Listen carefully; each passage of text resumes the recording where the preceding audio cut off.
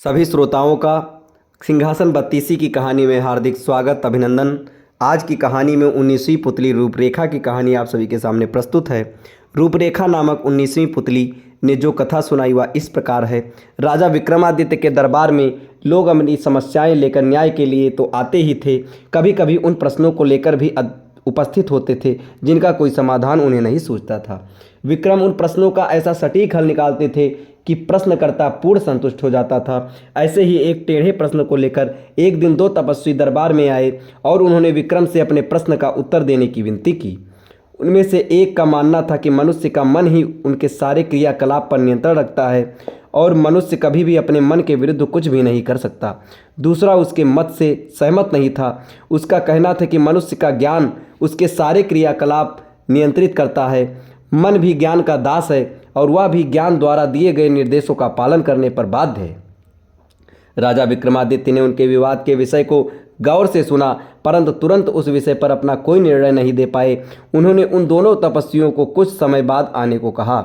जब वे चले गए तो विक्रम उनके प्रश्नों के बारे में सोचने लगे, जो सचमुच ही बहुत टेढ़ा था। उन्होंने एक पल सोचा कि मनुष्य का मन सचमुच बहुत चंचल होता है और उसके वशीभूत होकर मनुष्य सांसारिक वासना के अधीन हो जाता है। मगर दूसरे ही पल उन्हें ज्ञान की याद आई। उन्हें लगा कि ज्ञान सचमुच मनुष्य को मन का कहा करने से पहले विचार कर लेने को कहता है और किसी निर्णय के लिए प्रेरित करता है।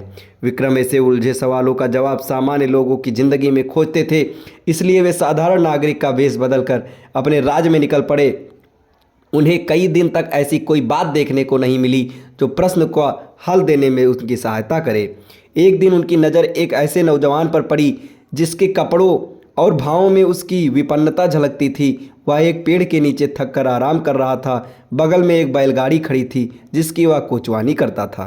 राजा ने उसके निकट जाकर देखा तो वे उसे एक झलक में ही पहचान गए। वह उनके अभिन्न मित्र सेठ गोपालदास का छोटा बेटा था।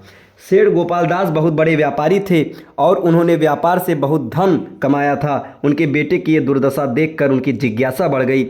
उसकी बदहाली का कारण जानने को उत्सुक हो गए। उन्होंने उससे पूछा कि उसकी ये दशा कैसे हुई, जबकि मरते समय गोपालदास ने अपना सारा धन और व्यापार अपने दोनों पुत्रों में समान रूप से बांट दिया था। एक के हिस्से का धन इतना था कि 2 पुश्तों तक आराम से जिंदगी गुजारी जा सकती थी।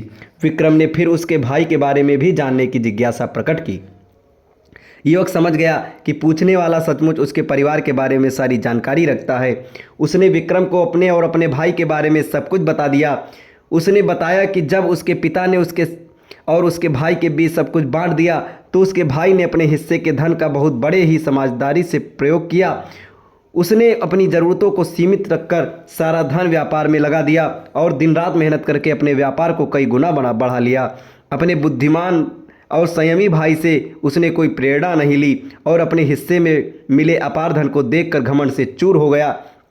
शराबखोरी, वैश्यावृत्ति, जुआ खेलना समेत सारी बुरी आदतें डाल दी।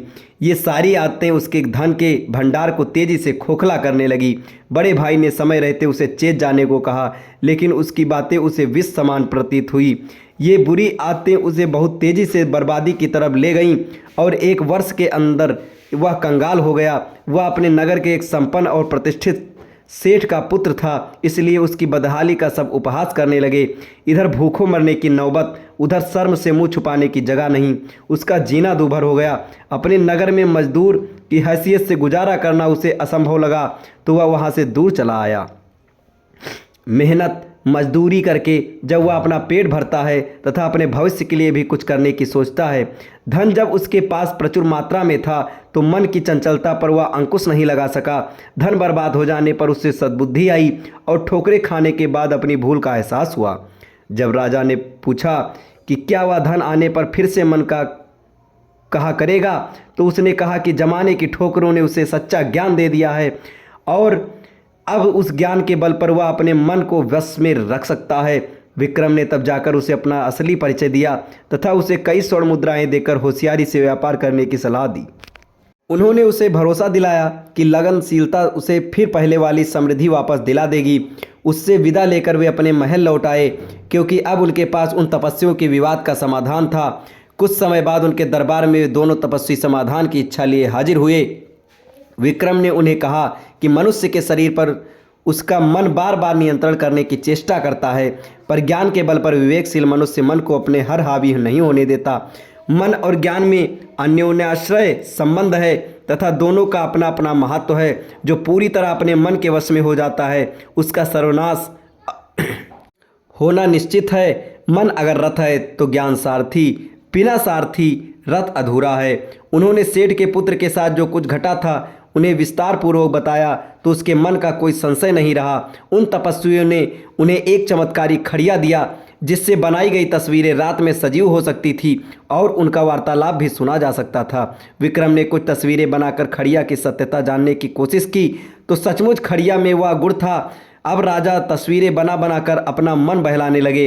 अपनी रानियों को उन्होंने बिल्कुल सुध नहीं रखी। जब रानियां कई दिनों के बाद उनके पास आईं तो राजा को खड़िया से चित्र बनाते हुए देखा। रानियों ने आकर उनका ध्यान बटाया तो राजा को हंसी आ गई और उन्होंने कहा वे भी मन के अधीन हो गए थे, अब उन्हें अपने कर्तव्य का ज्ञान हो चुका है। अब इसके आगे 20वीं पुतली की कहानी आपको अगले वीडियो में बताई जाएगी। तब तक हमारे साथ बने रहें। धन्यवाद।